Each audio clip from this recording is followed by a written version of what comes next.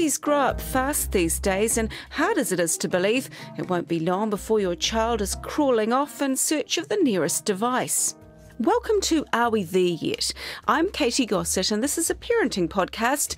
And in today's episode, we look at one of the new issues we're all grappling with. We've made big mistakes with screen time, so it's an issue for us. The internet's a big one. We definitely limit it. And as it turns out, concerns about screens are nothing new. Inside 82. This week, video games. Are the aliens already here? So yes, back in 1982, the aliens had indeed landed in New Zealand in the form of space invaders. And just like the internet today, the games had their detractors and supporters. This generation of kids who are playing Space Invaders are growing up with a different view of these machines and electronics. In America now, many homes are just not complete without their own personalized computer that the kids just automatically learn how to run from the time they're 4 years old. So, sounds familiar. We've tackled technology before. So, should we be so concerned about it now?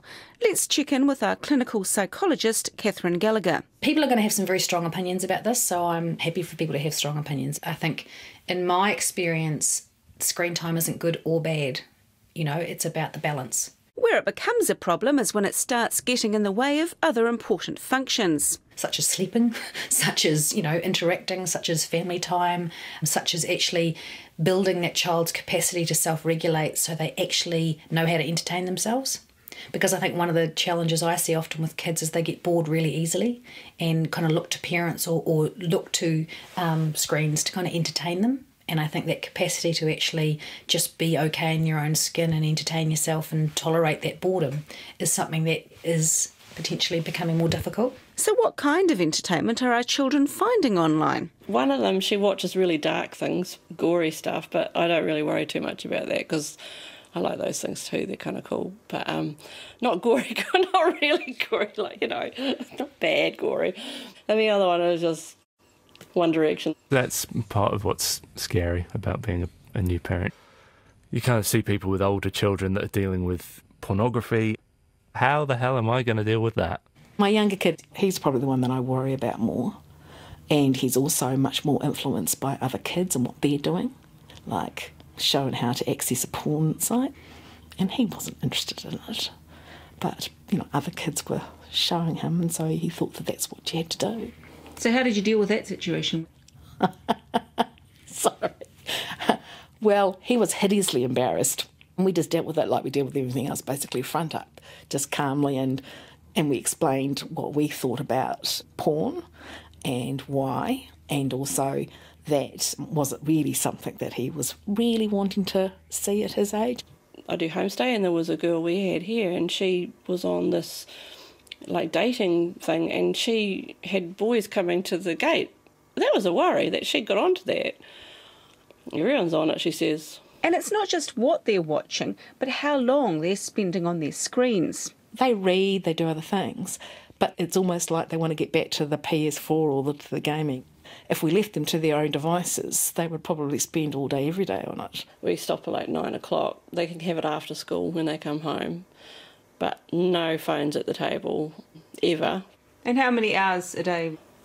I reckon they're on about 3 or 4. Anything longer than that I think is pretty antisocial. And for some parents, the solution has been to turn off the technology altogether. Probably about a year we've had no television for the kids. They'll watch, when they go to their grandparents, they binge actually on TV to make up for the TV they don't get at our place. They can turn on the TV themselves, so I actually just completely unplug it. So it was very challenging probably at the start. He'd be like, I want TV or I want the iPad or whatever. But I would just make sure that I was there to be able to interact with them and play with them. Distraction techniques. But those with older kids say it really is about monitoring what they're up to. I see what they're doing on Facebook. We share a lot of the same stuff, which is like dancing and funny comedy things and stuff like that. So I know that they're not into anything really bad, so that's good. Got to keep an eye on it because, I don't know, there's some kids out there that are into really weird stuff. Well, the invaders, they move from side to side and you got to hit them in lines to beat them. and you can play this for hours too. So as with the Spaces player back in 1982, 1 hour quickly becomes 2 or 3.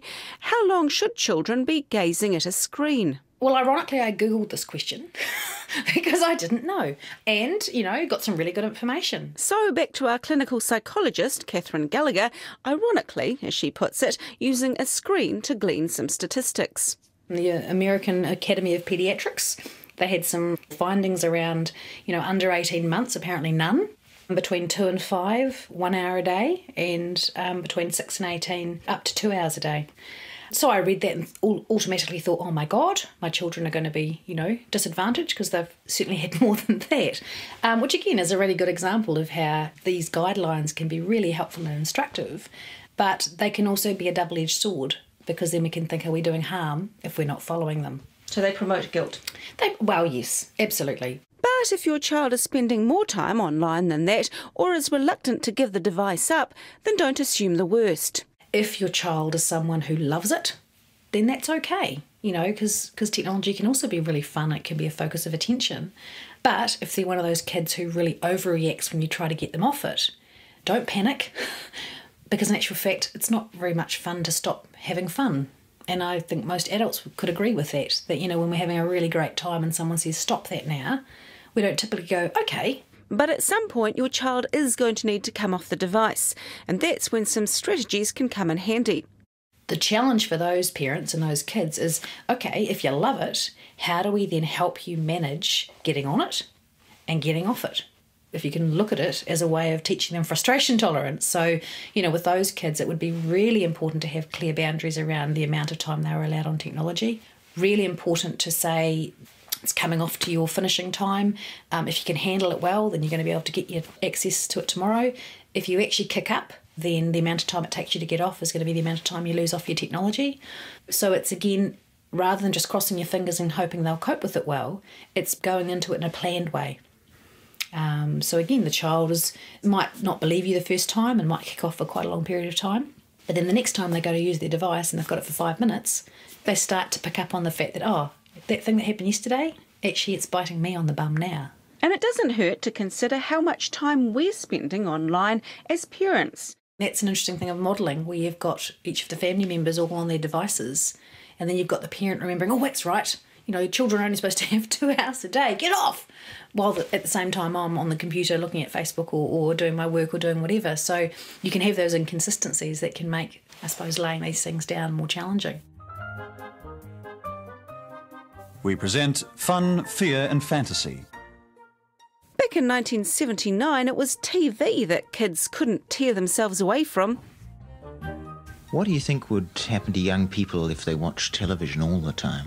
I think that later on they won't go out much and have a good time. Want to be watching kids' programs and just be glued to the television. It's awful, really. What do you think it does to their brains? I'm not sure. It kind of de-brains them. So this documentary was concerned about video games and things like Starsky and Hutch, whereas today the online options are endless. But either way, then or now, the main thing is to keep tabs on it. I think it is important to establish rules or expectations early on that you're part of their online world, that you do hold passwords, that you are able to peruse or check the things that they are putting online, histories and those sorts of things. Now, and I probably shouldn't admit this on radio because my children are probably listening, but I've probably convinced my children that I know far more about technology than I actually do.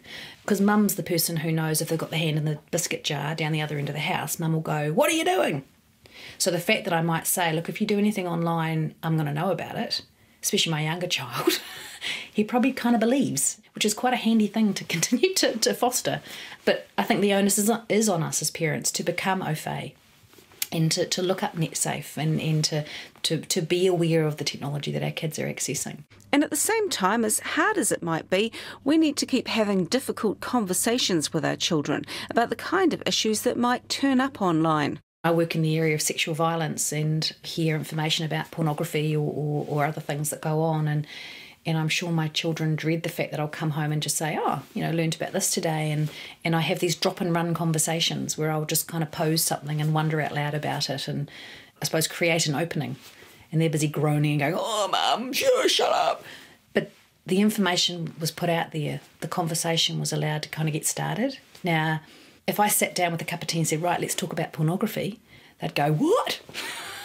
So I think often, again, being brave as parents to kind of drop and run, to listen for examples. I mean, I've had some great conversations with my kids, again, in this drop and run kind of fashion, where someone else has made a mistake, or there's been a situation they might have heard about at school where, you know, there was some pics sent on or whatever, and you kind of go, oh, okay, so how do you think they got into that situation? And, you know, so it's using things as you hear them and provoking a conversation. And again, it doesn't have to be a 2-hour, you know, intense heart-to-heart, but you're just letting your kids know that you know some of this stuff and you're open to have a conversation about it if they need to.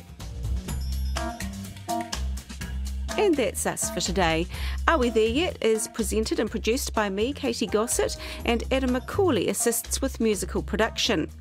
Our executive producer is Tim Watkin, and archival audio comes courtesy of Ngā Taonga Sound and Vision and Archives New Zealand. If there's an issue you'd like me to look at, you can email me at arewethereyet, all one word, at radionz.co.nz. And in our next episode, we'll be discussing cutting, a serious issue affecting a number of young people.